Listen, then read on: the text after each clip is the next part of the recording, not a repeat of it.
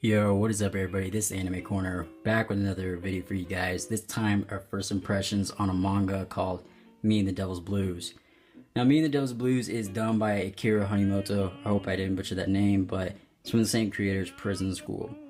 And I think he did Me and the Devil's Blues before he did Prison School, so this is one of his earlier works, and it's supposed to be about Robert Johnson's life. If you guys don't know who Robert Johnson is, he's a legendary blues musician.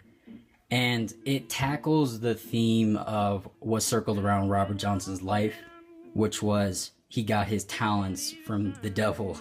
So it's supposed to be like he goes to the crossroads, like there's a legend saying if you go to the crossroads, the devil will appear and he'll tune your guitar, and that's how you get your musical talents, but at the same time you're selling your soul to the devil.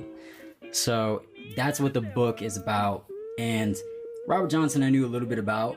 I knew his song, which is actually in the background, which is called Me and the Devil's Blues, which is very eerie and creepy because there's a lot of Satan references in here, and that's what a lot of blues was about back in the days. So this was like in the setting of 1929, and he's a really creepy person, but at the same time he's a musical genius. It's really interesting to look at his music. So I think the manga does pretty well depicting his life a little bit, obviously a little bit differently, so I don't know how much is going to be realistic and what is not, but I know a little bit about him, and I have to say I really enjoy what I'm reading so far of this manga. I'm still in the first volume, but I really want to talk about this manga because I thought this was actually interesting and very different than a lot of manga that I've read. I haven't read too many manga that have like an African-American history-based main character.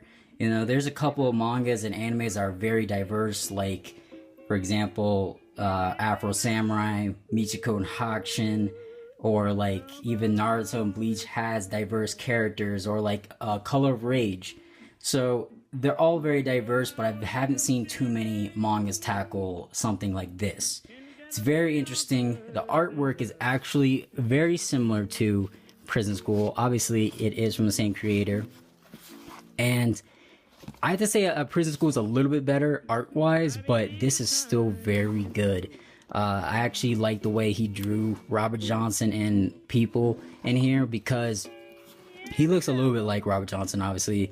Right here, like that's where they're having like the Satan type imagery. So it is really good. The artwork, I like it, and the story I would say is really underrated. I have not seen too many people talk about Me and the Devil's Blues, and it sucks because this is a manga that got the boot, so it's not ongoing anymore. It's unfortunate because I think this is actually really good, and it shows a lot how Akira can be really diverse with his manga, because I really like Prison School. It's a really fun read, and this is similar to it in some similar ways, but it's very different at the same time, and I think it would be interesting to see more of this, but it's unfortunate it can't, and it sucks because this is actually a manga that's really out of print.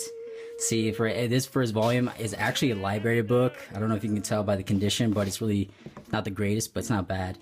But the second book right here, which is a beautiful green cover, that's actually brand new. So if you guys run into this volume, if you run into Me and the Devil's Blues, pick it up because it is actually really good. I would say this is very underrated so far what I'm reading.